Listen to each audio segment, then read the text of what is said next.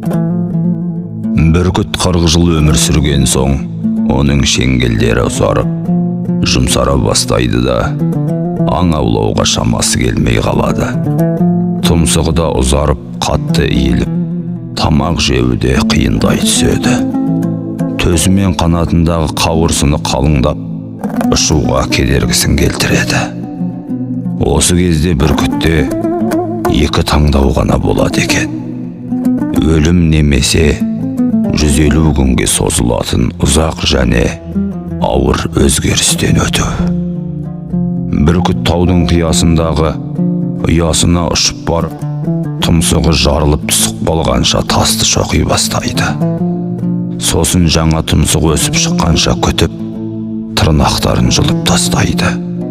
Тырнақ өсіп шыққан соң, төсі мен қанатындағы артық қауырсындарды жұлып тастайды.